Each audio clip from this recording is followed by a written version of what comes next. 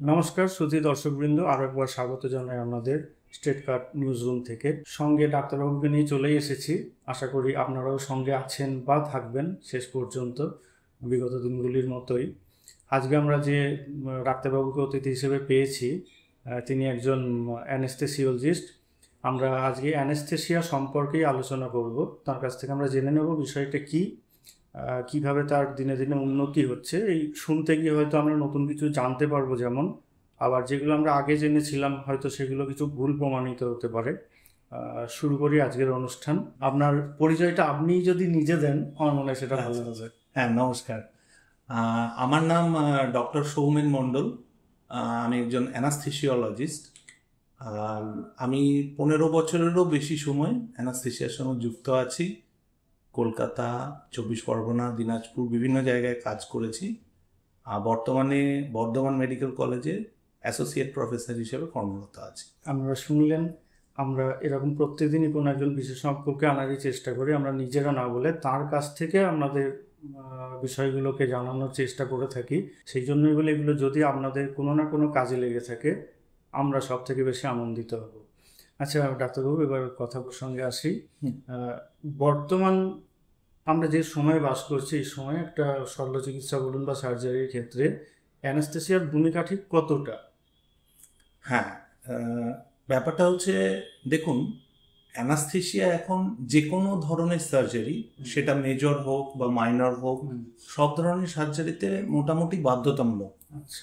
পেশেন্টের কষ্ট লাঘব করার জন্য হোক, আর পেশেন্ট যাতে কোনো রকম অপারেশন পরবর্তী বা চলাকালীন কোনো সমস্যায় না পড়ে, সেই সমস্ত কারণে অ্যানাস্থেসিয়া এখন খুবই ইম্পর্ট্যান্ট। ঠিকই বলছেন।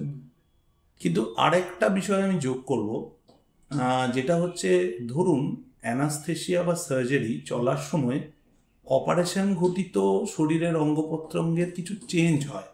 হার্টের কিছু চেঞ্জ হয়, ব্রেনের কিছু চেঞ্জ হয়, লাংসের কিছু চেঞ্জ হয়। অ্যানাস্থেসিয়ার কিন্তু ওই দায়িত্বটাও আছে। আচ্ছা। যে যখন অপারেশন চলছে তখন এই চেঞ্জগুলো যাতে রোগীর কোনো ক্ষতি করে না দেয়, আচ্ছা, তো ওষুধপত্র বা পদ্ধতির মাধ্যমে সেগুলোকে কন্ট্রোল করা। আচ্ছা। তো সেই কারণে আমাদের মডার্ন চিকিৎসায় অ্যানাস্থেসিয়ার আরেকটা নাম দেওয়া হয়েছে। একে বলা হচ্ছে পেরি অপারেটিভ মেডিসিন, মানে অপারেশন চলাকালীন মেডিসিন চিকিৎসা। তো অ্যানাস্থেসিয়া সেজন্য খুবই গুরুত্বপূর্ণ আজকের মেডিকেল সায়েন্স। আচ্ছা, মানে এই কাজটা যিনি অপারেশন করছেন মানে তার থেকেও আপনাদের বেশি, মানে অ্যানাস্থেসিওলজিস্টদের বেশি বলছেন। একদম একদম, কারণ সার্জন তো তার অপারেটিভ কাজকর্ম নিয়ে ব্যস্ত আছে। তো এই যে প্রেশার ওঠানামা করা বা লাংসের কোনো চেঞ্জ, অপারেশন একটা ইটসেলফ শরীরের ক্ষেত্রে একটা ট্রমা। ছুরি যখনই চললো, রোগীর যে কোনো অপারেশন, তা ব্রেনের হতে পারে, পেটের হতে পারে, হাতের পায়ের যে কোনো জায়গায়, এবং রোগী যে বয়সেই হোক, যে বয়সেই হোক, একটা রোগীর অপারেশনের একটা অভিঘাত, একটা ট্রমা শরীরের সিস্টেমের উপর পড়ে, সেইগুলো যাতে রোগীর কোনো ক্ষতি না করে দেয়, সেইটাও কন্ট্রোল করা অ্যানাস্থেসিওলজিস্টের কাজ। আচ্ছা, আজকাল অ্যানাস্থেসিয়ার পদ্ধতি মানে দেওয়ার পদ্ধতিটা যদি একটু বিস্তারিত বলেন। মানে আমরা তো সাধারণভাবে, আমরা ধরুন যারা চিকিৎসা ব্যবস্থার সঙ্গে যুক্ত নই, মানে একদম সাধারণ, তারা তো ব্যাপারগুলো সেভাবে জানি না।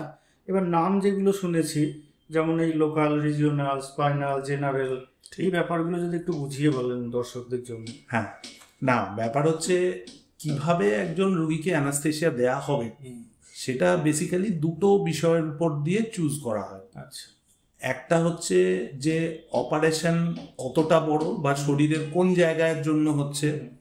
একটা উদাহরণ দিই, ধরুন একজন রোগীর হাতে একটা ছোট্ট টিউমার আছে, মাসলের ওপরে বা চামড়ার নিচে, সেটা ওই লোকাল অ্যানাস্থেসিয়া দিয়ে ওই জায়গাটুকু অবশ করে দেওয়া গেল।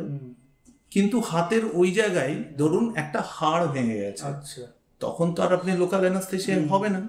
তার জন্য ওই যে বললেন রিজিওনাল অ্যানাস্থেসিয়া, তার মধ্যে নার্ভ ব্লক আছে। আমরা ঘাড়ের কাছে ইনজেকশন দিয়ে নার্ভ ব্লক করে হাতটাকে কয়েক ঘন্টার জন্য অবশ করে দিয়ে অপারেশন করি। এইটা হচ্ছে রুগীর কোন জায়গায় অসুবিধাটা এবং অপারেশনটা কত বড়, এটার উপর ডিপেন্ড করছে। কিন্তু আর একটা ফ্যাক্টরও আছে, চয়েস অফ, মানে মেথড অফ অ্যানাস্থেসিয়া চয়েস করার জন্য। সেটা হচ্ছে, ধরুন একটা পায়ের অপারেশন হবে, এবারে যে রুগীর অপারেশন হচ্ছে, পায়ের অপারেশন সাধারণত আমরা কোমরে ইঞ্জেকশন দিই, যেটা বলছিলেন স্পাইনাল অ্যানাস্থেসিয়া, ওইভাবে করি। কিন্তু ধরুন সেই রুগীর পূর্ববর্তী কোনো একটা কার্ডিয়াক মেডিকেল সমস্যা আছে, একটি হার্টের অসুখ আছে, হার্টের এমনই অবস্থা তাকে স্পাইনাল অ্যানাস্থেসিয়া দিতে গেলে আর প্রেশার কমে বা বিভিন্ন ধরনের ক্ষতি হতে পারে। তখন যদিও অন্য রুগীর ক্ষেত্রে এটা স্পাইনাল অ্যানাস্থেসিয়া করা যেত, ওই পার্টিকুলার রুগীর ক্ষেত্রে হয়তো আমরা ঠিক করলাম যে এনাকে সম্পূর্ণ অজ্ঞান করেই করা। কাজেই রুগীর পূর্ববর্তী কন্ডিশন বা কিছু যদি পূর্ববর্তী সমস্যা থাকে সেটার উপরও পদ্ধতি, মানে কতটা তিনি নিতে পারছেন তার উপরও ব্যাপারটা ডিপেন্ড করে পদ্ধতিটা চেঞ্জ করতে হয়। এটা কিন্তু পেশেন্ট টু পেশেন্ট, মানে ইন্ডিভিজুয়ালাইজ যেটাকে বলা হয়, প্রত্যেক পেশেন্টের ক্ষেত্রে আমরা মানে সেই মতো পেশেন্ট দেখে চুজ করি। আচ্ছা, এই যে কোনো অপারেশনের ক্ষেত্রে দেখা যায় যে আগে যে কথাটা একবার বললাম যে বয়স যেটাই হোক একটা ভয় কাজ করে, বিশেষত আবার দেখা যায় বয়স যখন বাড়ছে মানুষের তখন তাদের মধ্যে ভয়টা আরো বেশি কাজ করে। ধরুন কথাই বলছে, একটা হয়তো যুবকের কোনো অপারেশন হবে বা একটা বৃদ্ধ মানুষের ভয়টা বেশি কাজ করে যে আমার অপারেশনের পর কি হবে, কতটা ব্যথা করবে, বা আমি ওই টেবিল থেকে ফিরে আসবো কিনা।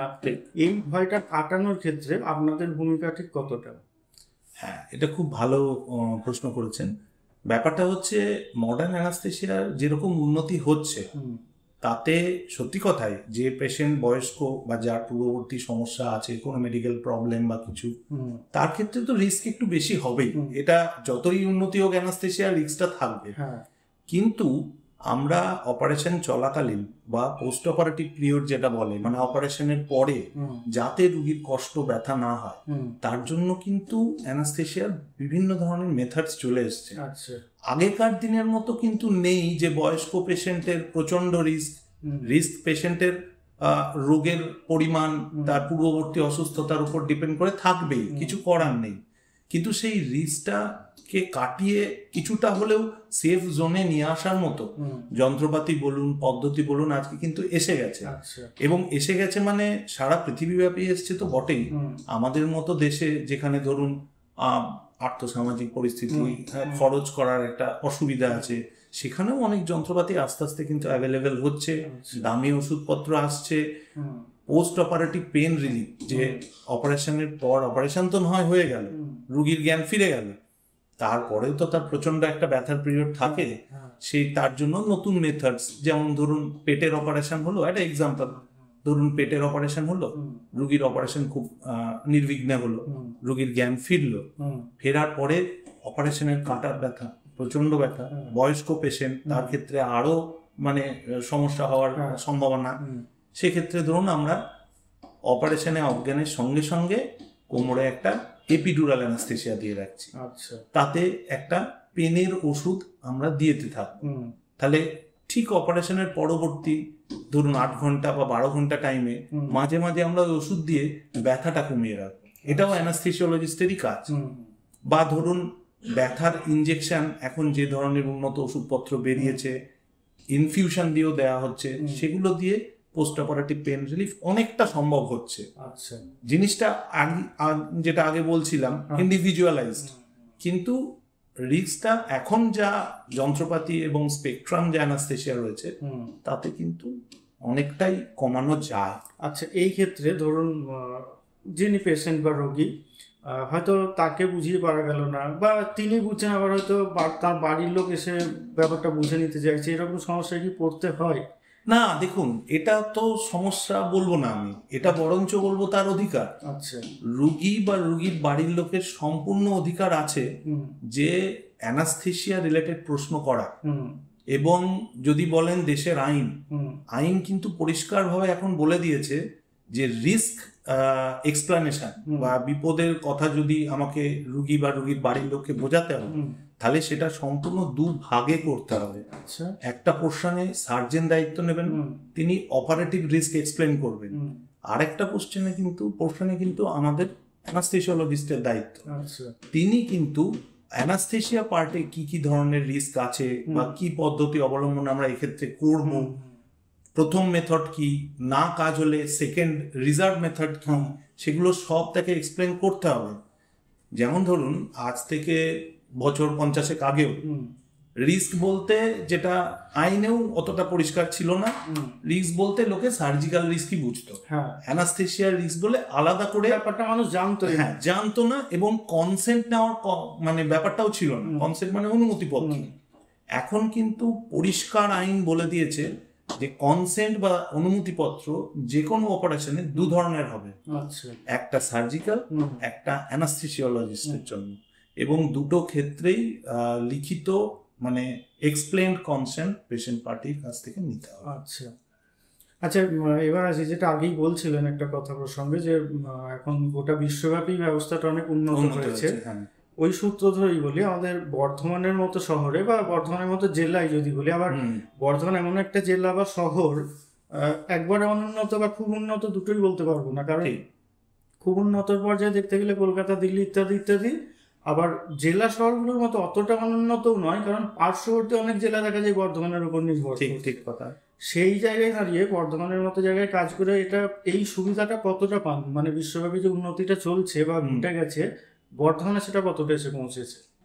হ্যাঁ, এটা ব্যাপারটা হচ্ছে, দেখুন ওই একই কথা বলবো, আর্থসামাজিক পরিস্থিতির উপর ডিপেন্ড করে মানে পৃথিবীব্যাপী যে উন্নত মানের যন্ত্রপাতি, আমাদের সাবজেক্ট হচ্ছে দুটো বিষয়ের উপর নির্ভরশীল, একটা হচ্ছে ওষুধপত্র আর একটা হচ্ছে যন্ত্রপাতি, এর সঙ্গে আমাদের ক্লিনিক্যাল নলেজ ইউজ করে আমরা ব্যবহার করব। এবার ওষুধপত্র বলুন আর যন্ত্রপাতি বলুন, যত নতুন জিনিস বেরোচ্ছে সেগুলো খুবই এক্সপেন্সিভ হচ্ছে, কিন্তু তাও আমি এটা বলবো, সরকারি বেসরকারি বর্ধমানের মতো জায়গায় দুই জায়গাতে মানে বেশ সিগনিফিক্যান্ট উন্নতি হয়েছে, অন্তত 15-20 বছর আগেকার পজিশন থেকে। আমি যেমন একটা উদাহরণ দিই, দেখুন এখন এমনকি অজ্ঞানের মাত্রা ঠিক হলো কিনা, আমরা বলি ডেপথ অফ অ্যানাস্থেসিয়া, তারও যন্ত্র বেরিয়ে গেছে। সেই যন্ত্র ধরুন আমাদের হাসপাতালে সরকারি সিস্টেমে অ্যাভেলেবেল। আবার ধরুন পেশেন্টের অবশ করা হচ্ছে, আগে ব্লাইন্ডলি অবশ করা হতো, এখন অনেক জায়গায় ছোট পোর্টেবল ইউএসজি মেশিন চলে এসেছে, আমরা অবশ করছি নার্ভ চোখে দেখে ইউএসজি মেশিন দিয়ে, এগুলো কিন্তু আস্তে আস্তে চালু হচ্ছে। তবে বর্ধমানের মতো জায়গার ক্ষেত্রে সবচেয়ে বড় যে উন্নতিটা চোখে পড়ে, আমি মানছি সবকিছু করা সম্ভব হয়নি, বা ওই খরচের দিকটা মাথায় রাখতে গিয়ে সবকিছু করা যায়ও না, সেটা আপনি সরকারি বলুন বা বেসরকারি বলুন, কিন্তু একটা জিনিস খুব ভালো উন্নতি হয়েছে, এটা আমি বলবোই, সেটা হচ্ছে আমরা যারা অ্যানাস্থেসিয়া দিচ্ছি তাদের ক্ষেত্রে দুই সিস্টেমে, সরকারি এবং বেসরকারি দুটো সিস্টেমেই কিন্তু এখন প্রত্যেকটা জায়গায় কোয়ালিফাইড অ্যানাস্থেসিওলজিস্ট কিন্তু অজ্ঞান করছে। আচ্ছা, আজ থেকে 15-20 বছর আগেও এরকম ছিল না। হ্যাঁ, যে কোনো একজন ডাক্তারবাবু যিনি অল্প স্বল্প অজ্ঞান করতে জানেন, ডাক্তারবাবু কিন্তু স্পেশালিস্ট অ্যানাস্থেসিস্ট নন, তারা প্রচুর কাজ করতেন। এবার আমি কাউকে ছোট করছি না, কিন্তু যতই হোক কাজটা যিনি ট্রেন্ড, ওয়েল ট্রেন্ড বা জেনে শুনে করছেন, হ্যাঁ, মানে এবার এখন কাছে গেলে অনেকটা মনের দিক থেকে অন্তত অনেক, হ্যাঁ না সে তো বটেই, এবং তিনি কাজটা পরিস্থিতি বিচার করে রিস্ক অ্যামাউন্টটা হিসাব করে অনেক সাবধানে দেন বলেই, মানে বিজ্ঞানটা তো ওইভাবেই তৈরি।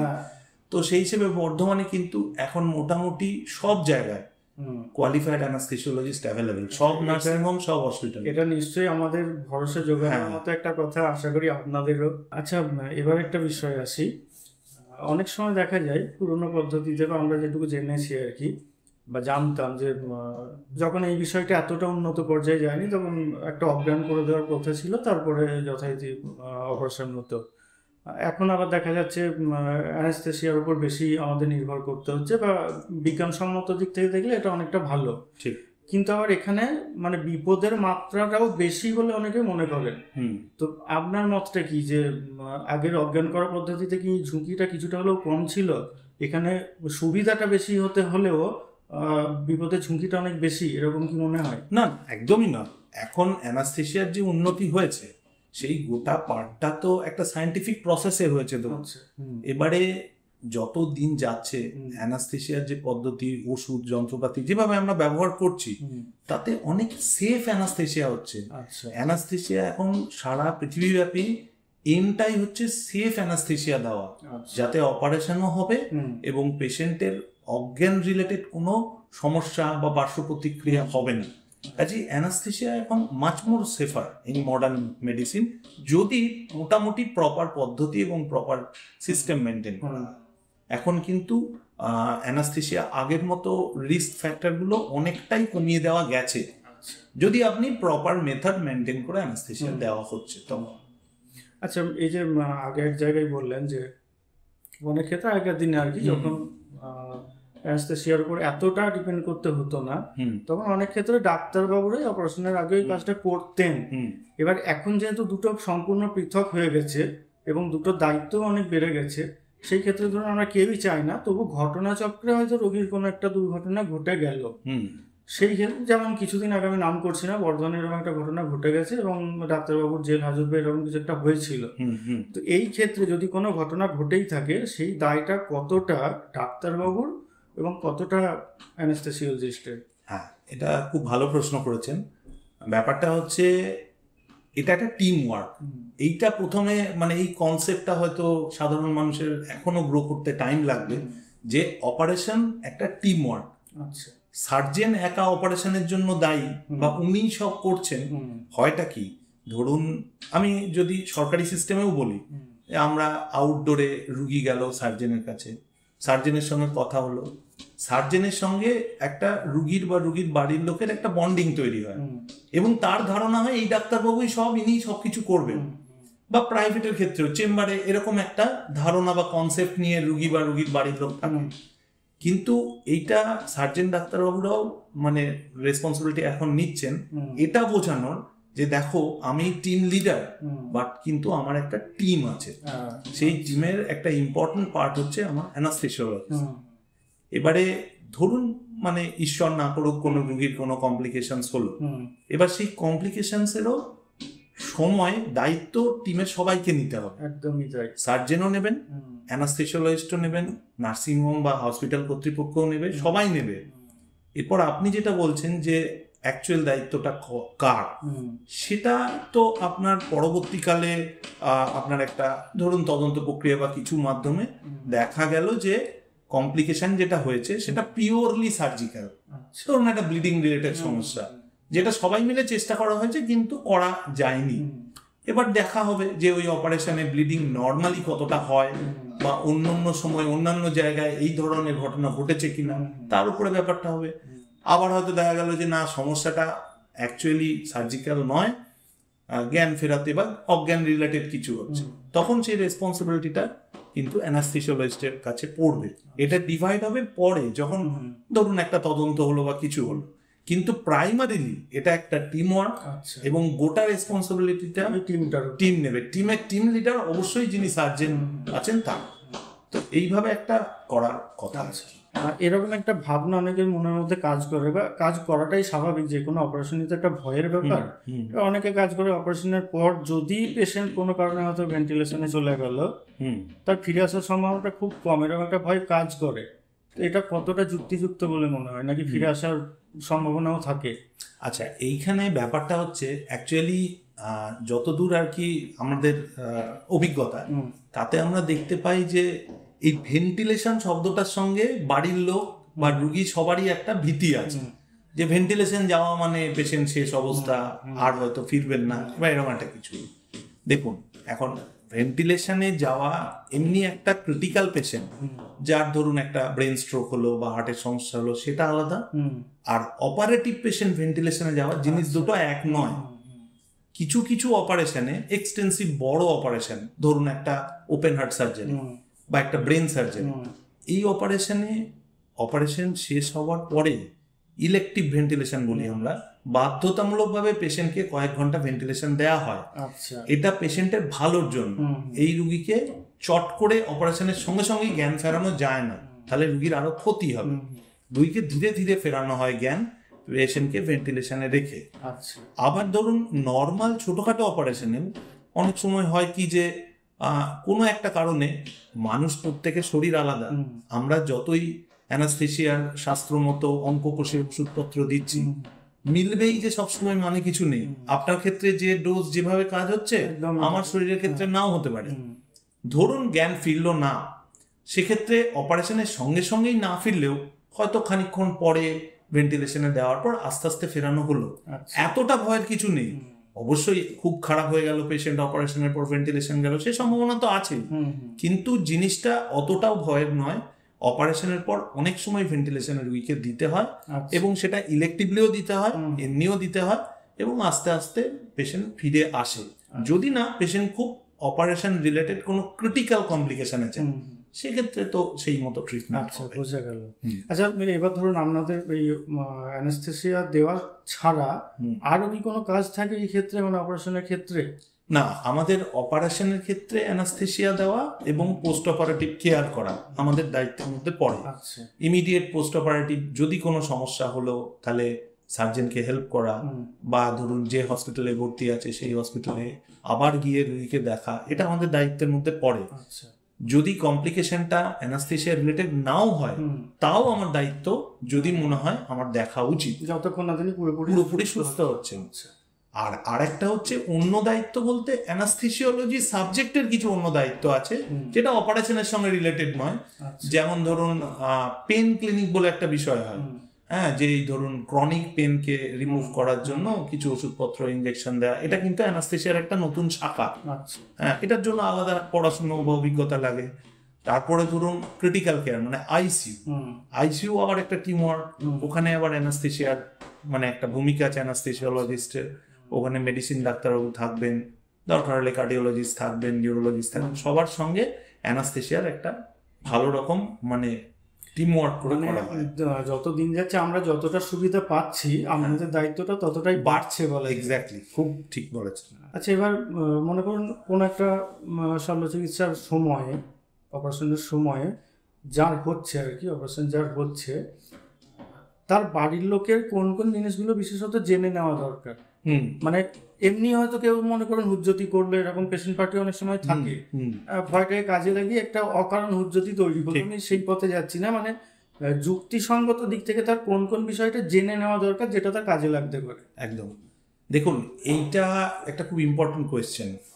এটার কিন্তু রেসপন্সিবিলিটি যেমন বাড়ির লোকের বা রুগীদের তরফ থেকে আছে, তেমনি ডাক্তারবাবুদের তরফ থেকেও আছে, এবং প্রতিষ্ঠানেরও দায়িত্ব আছে। মানে সেটা সরকারি হতে পারে, বেসরকারি হতে পারে। সরকারি সিস্টেমে খুব সুন্দর একটা ব্যবস্থাও আছে এটার জন্য। সেটা হচ্ছে যে রুগীকে, আপনার রুগী বা রুগীর বাড়ির লোককে অ্যানাস্থেসিয়া সম্পর্কে আলাদা করে কাউন্সিল করা দরকার। আচ্ছা। এমনকি অপারেশন সাধারণত দুরকম হয়, একটা হচ্ছে ইলেকটিভ মানে আগে থেকে প্ল্যান করে পরীক্ষা নিরীক্ষা করে করা, আর একটা হচ্ছে এমার্জেন্সি, হঠাৎ একটা অ্যাক্সিডেন্ট হলো বা হঠাৎ কিছু একটা ঘটলো, সেক্ষেত্রে তো অ্যাপেন্ডিক্সে হঠাৎ ব্যথা উঠলো, এমার্জেন্সি, এরকম দুটো ক্ষেত্রেই কিন্তু সার্জারি এবং অ্যানাস্থেসিয়া রিলেটেড বেশ কিছু জিনিস ডাক্তারবাবুদেরও তাদেরকে বোঝানোর কথা, এবং রুগীর বাড়ির লোকেরও কিন্তু কিছু কিছু জিনিস জেনে নেওয়া উচিত। যদি কোনো কারণে ডাক্তারবাবু বা প্রতিষ্ঠানের তরফ থেকে বলা হচ্ছে না, তাও তাদের কোয়েশ্চেনটা করা উচিত, তাতে তারও লাভ এবং পুরো জিনিসটা স্মুথ হয়। যেমন ধরুন একটা প্রশ্ন হচ্ছে সার্জেনকে অনেকেই অনেক সময় করেন না, যে আপনি ডাক্তারবাবু যার সঙ্গে কাজ করবেন, যে নিয়ে আপনার টিমের অ্যানাস্থেসিওলজিস্ট, তার নাম। এটা দেখবেন কোনো বাড়ির লোক কোনোদিন কোনো সার্জেনকে জিজ্ঞেস করেন না, তারা ধরেই নেন যে ওটা সার্জেনের দায়িত্ব, হ্যাঁ, বা প্রতিষ্ঠানের দায়িত্ব, কিন্তু এটা কিন্তু ঠিক নয়। আপনাকে জানতে হবে যে আপনার অ্যানাস্থেসিয়া পার্টে কোন ডাক্তারবাবু আছেন, তার কোয়ালিফিকেশন কি, এটা কিন্তু জানার আপনার কর্তব্য। আচ্ছা, দ্বিতীয় একটা কোশ্চেন অনেকেই করেন না, যে আমার যে অপারেশনটা হবে, তো আমার ধরুন এই সমস্যা আগে থেকেই রয়েছে, সার্জিক্যাল প্রবলেমটা ছাড়াও আমার সুগার আছে, প্রেশার আছে, আমার এরকম একটা পুরনো একটা অপারেশনের হিস্ট্রি আছে, তাহলে এইগুলো আমার অজ্ঞানের ক্ষেত্রে কোনো এফেক্ট আছে কি? এই প্রশ্নটাও কেউ করেন না, যে আমার অজ্ঞানটা কতটা রিস্কি। এই প্রশ্নটাও আমার মনে হয় সার্জেনকে করা উচিত। সার্জেন নিজে পারলে তো উত্তর দেবেন, না পারবেন যখন, যে না এটা ওনার সাবজেক্ট যেহেতু নয়, উনি অপারেশনের আগে অ্যানাস্থেটিস্টকে দেখে কথা বলাবেন, এটা কিন্তু খুব জরুরি। এই যে এত ধরুন লিটিগেশনস হচ্ছে, বা ধরুন আনওয়ান্টেড কমপ্লিকেশনস হয়ে গেলে এই যে বাড়ির লোকের উষ্মা, রুগীর বাড়ির লোকেরা বা আরো লোকজন দল মিলে যেগুলো বলছিলেন যে হসপিটালে সমস্যা তৈরি করা বা নার্সিংহোম হলে নার্সিংহোম, এই জিনিসটা কিন্তু মিটে যায় কথাটা যদি ঠিকঠাক হয়ে গিয়ে থাকে। এবং যদি তার গোপন রোগ কিছু থেকে থাকে, গুপ্ত রোগ বা পুরনো কোনো, সেগুলো ক্লিয়ার হতে হবে, যদি বলে দেন তাহলে অনেক সময় সুবিধা। কথা বললে জিনিসটা ক্লিয়ার। এটা এখনো যে পুরোপুরি করা সম্ভব হয়েছে তা নয়, কিন্তু আগের চেয়ে অ্যাওয়ারনেস বাড়ির লোকেদের তরফ থেকেও বেড়েছে, আর আমরাও অনেক সাবধানী হয়েছি। স্বাভাবিকভাবেই আমরা আলাদা করে কাউন্সিল করছি পেশেন্টের বাড়ি। খুব ভালো লাগলো আপনার সঙ্গে কথা বলে, আমাদেরকে অনেকটা সময় দিলেন, তার জন্য আলাদা করে ধন্যবাদ জানাচ্ছি। আর তারপরেও একবার বলবো, যদি যা বললাম আর কি, যে সমস্ত প্রশ্ন রাখার আমরা জানতে চাইলাম, এর বাইরেও যদি আপনার মনে হয় কিছু জানানোর থাকতে পারে, সেটা আপনি নির্দ্বিধায় বলতে পারেন। না, আমরা তো মোটামুটি সব জিনিসই আলোচনা করলাম। তবে আমি এটা বলতে পারি যে যদি মানে সার্জারি বা অ্যানাস্থেসিয়ায় আপনার বাড়ির লোকের কেউ সিদ্ধান্ত নেন যে সার্জারি করাবো, তাহলে একবারের জন্য অন্তত অ্যানাস্থেসিয়া বিষয়টা মাথায় একটু রাখবেন, এইটুকু রিকোয়েস্ট। যে সার্জনকে জিজ্ঞেস করাই হোক বা প্রতিষ্ঠানে গিয়ে খোঁজ নেওয়াই হোক, যে ওই পার্টটা কিন্তু একবার বাড়ির লোকেদের আমি বলবো যেন যে কোনো ছোট বড় মাঝারি বিরাট অপারেশন হতে পারে, ব্রেনের অপারেশন, হার্টের অপারেশন, কিডনির অপারেশন, আবার ছোটখাটো অপারেশনও হতে পারে, সবেতেই যেন অ্যানাস্থেসিয়া পার্টটা মাথায় রেখে একটু কোয়ারি করে নিয়ে, তাহলে মানে সব দিক দিয়েই বিষয়টা ঠিকঠাক হয় আর কি। শুনলেন, আশা করি আপনাদের কাজে লাগবে, সেই জন্যই আমাদের করা। আগেও যেরকম বলেছিলাম আবার একবার বলছি, আমরা কমেন্ট শেয়ার ইত্যাদি করতে বলবো না, যেমনটা সবাই বলে থাকে আর কি, আমরা সেরকম বলবো না। যদি আপনার কাজে লাগে আপনারা নিজেরাই সেগুলো তাগিদেই করবেন, এই আশা রাখি। শেষ করছি আজকের মতো। নমস্কার। আসবেন, আমি সঙ্গে ছিলাম সুকান্ত প্রামাণিক।